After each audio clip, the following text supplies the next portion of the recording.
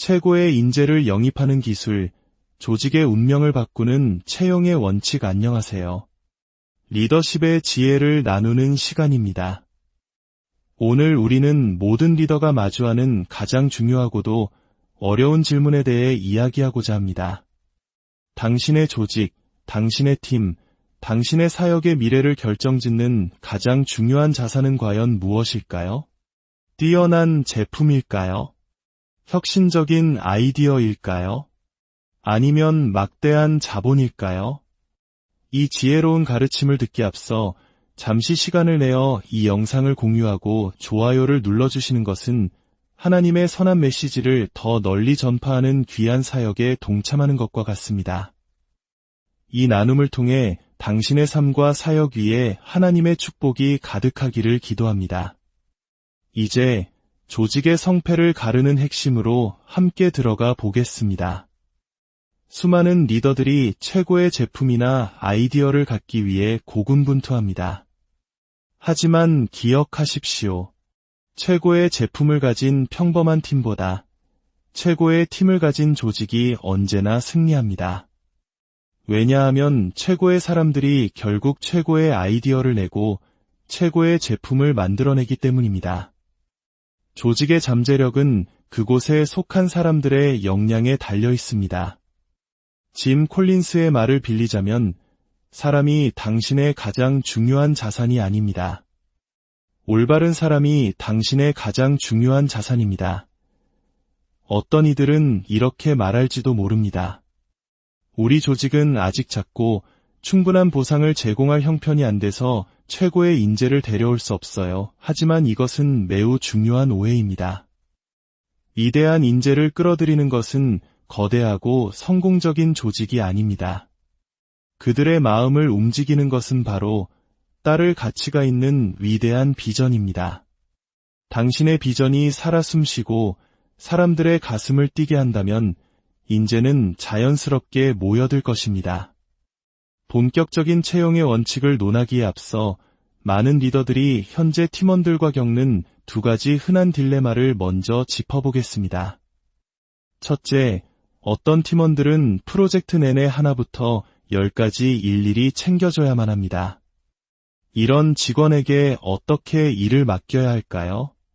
세 가지 가능성이 있습니다.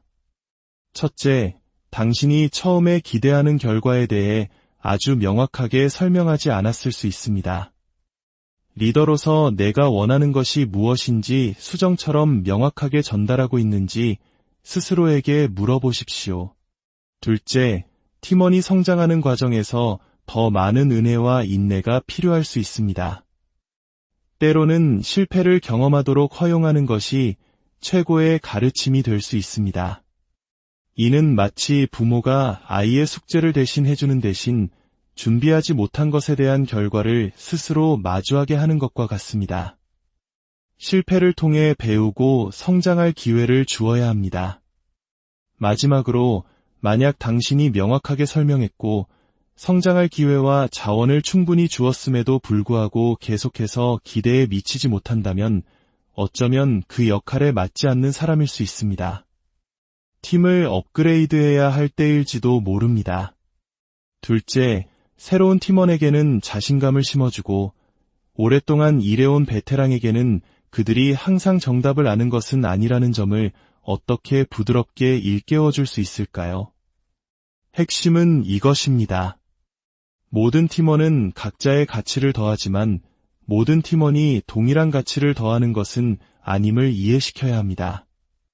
베테랑은 지혜라는 귀한 선물을 가지고 있습니다. 오랜 시간 조직에 몸담으며 쌓아온 경험과 통찰력은 그 어떤 재능으로도 단번에 얻을 수 없는 것입니다. 반면에 앤디 스텔리 목사님의 말처럼 조직에 오래 머물수록 문제점을 문제로 인식하지 못하고 당연하게 받아들이게 될 수 있습니다. 바로 이 지점에서 새로운 팀원의 가치가 빛을 발합니다. 그들은 조직을 가장 객관적인 시선으로 바라볼 수 있습니다. 따라서 우리는 새로운 팀원에게 말해주어야 합니다. 당신이 합류한 첫 90일이 가장 중요합니다.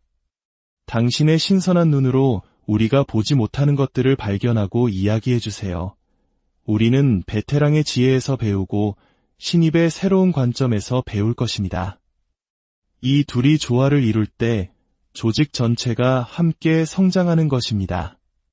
자, 이제 위대한 인재를 채용하고 조직에 안착시키는 두 가지 핵심 원칙에 대해 이야기해 보겠습니다. 첫 번째 원칙, 끝을 생각하며 시작하십시오. 너무나 당연하게 들릴 수 있지만 많은 리더들이 이 부분을 간과합니다.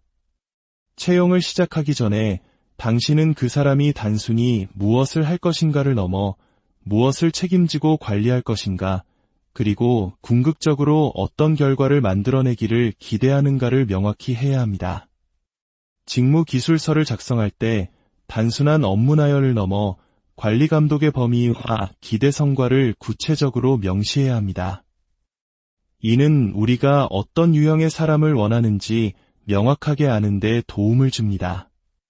대충 어떤 사람이 필요하다는 막연한 생각으로는 특정 역할을 채울 수 없습니다. 당신이 원하는 것을 더 명확하게 정의할수록 그런 사람을 만났을 때 한눈에 알아볼 수 있습니다. 예를 들어 한국에서도 매우 익숙한 성격 유형 검사인 MBTI를 활용하는 것을 생각해 볼 수 있습니다. 만약 리더인 당신이 극단적인 사고형이라면 당신의 부족한 점을 보완해줄 감정형 비서가 필요할 수 있습니다. 또한 즉흥적이고 유연한 인식형 리더라면 체계적이고 계획적인 판단형 팀원이 반드시 필요할 것입니다. 이렇게 필요한 성격 유형을 미리 정해두는 것만으로도 수많은 후보자들 중에서 우리가 찾아야 할 사람의 범위를 절반으로 좁힐 수 있습니다. 그리고 중요한 것은 현재만을 위해 고용하지 말고 미래를 위해 고용하십시오. 만약 당신의 조직이 계속 성장하고 있다면 이 사람이 현재의 역할을 잘 해낼 수 있을까? 를 넘어 우리 조직이 2배, 3배로 성장했을 때도 이 사람은 그 자리에서 빛을 발할 수 있을까? 를 질문해야 합니다. 내일의 성장을 감당할 수 있는 잠재력을 가진 사람을 찾아야 합니다. 두 번째 원칙, 무자비할 정도로 엄격하게 선발하십시오. 누군가를 해고하기 가장 좋은 때는 바로 채용하기 전입니다. 즉, 애초에 잘못된 사람을 고용하지 않는 것입니다. 기억하십시오. 채용하지 않는 것이 잘못된 사람을 채용하는 것보다 언제나 더 낫습니다. 잘못된 팀원 1명을 채용하는 데 드는 비용은 좋은 인재 1명을 놓치는 비용보다 훨씬 더 큽니다. 조직 초기에 잘못된 사람을 고용하면 나중에 위대한 인재를 영입하는 것이 훨씬 더 어려워집니다. 훌륭한 인재는 함께 일할 동료들을 보고 합류를 결정하기 때문입니다. 팀에 잘못된 사람들이 있다면 그들은 나는 저런 팀의 일원이 되고 싶지 않다고 생각하며 발길을 돌릴 것입니다. 만약 당신이 이 사람은 너무 비싸라고 생각한다면 기억하십시오. 위대한 인재를 고용하는 것이 비싸다고 느껴진다면 역량이 부족하거나 분열을 일으키는 사람을 고용할 때까지 기다려보십시오. 그때가 되면 비싸다는 것의 진짜 의미를 알게 될 것입니다. 우리는 우리가 하는 일의 사명과 비전을 믿기에 최고의 사람이 아니라면 결코 타협하지 않겠다는 엄격한 기준을 가져야 합니다. 여러 위대한 리더들은 그들이 찾는 인재상에 대해 매우 구체적인 기준을 가지고 있었습니다. 빌 하이벨스 목사는 성품, 역량, 그리고 조화 이 3가지를 보라고 말했습니다. 그가 어떤 사람인지, 일을 해낼 능력이 있는지, 그리고 마지막으로 내가 이 사람과 함께 일하는 것을 즐거워할 수 있는가를 보라는 것입니다. 이 조화, 즉 케미의 가치를 절대로 과소평가하지 마십시오. 성품과 역량이 아무리 뛰어나도 함께 일하는 것이 고통스럽다면 그 채용은 실패한 것입니다. 워렌 버핏은 성실성, 지성, 그리고 에너지를 찾으라고 했습니다. 그리고 그는 이렇게 덧붙였습니다. 만약 첫 번째인 성실성이 없다면 나머지 두 가지가 당신을 파멸시킬 것이다. 패트릭 렌치오니는 겸손하고 열정적이며 똑똑한 사람을 원한다고 했습니다. 여기서 똑똑함이란 단순히 지능이 높은 것이 아니라 관계적 지능, 소위 말하는 눈치가 빠른 사람을 의미합니다. 당신만의 기준을 세우십시오. 그리고 인생에서 절대 타협해서는 안 되는 두 가지 순간이 있습니다. 하나는 결혼할 때이고 다른 하나는 사람을 고용할 때입니다. 특히 절박한 심정으로 사람을 고용하는 실수를 저지르지 마십시오. 너무 지치고 힘들어서 당장 누군가의 도움이 절실할 때 우리는 잘못된 결정을 내리기 가장 쉽습니다. 제가 간절히 부탁드립니다. 절박함 속에서 채용하지 마십시오. 그 실수를 바로잡는 데는 훨씬 더 오랜 시간과 고통이 따를 것입니다. 만약 당신이 누군가를 채용하기 위해 스스로를 설득하고 있다면 아마 괜찮을 거야. 이 부분만 빼면 좋은데 와 같은 생각을 하고 있다면 바로 그 순간 멈춰야 합니다. 왜 내가 이 사람을 뽑기 위해 스스로를 설득해야 하는지 자문해 보십시오. 인터뷰 과정에서 발견된 아주 작은 위험 신호라도 결코 무시하지 말고 더 깊이 파고들어야 합니다.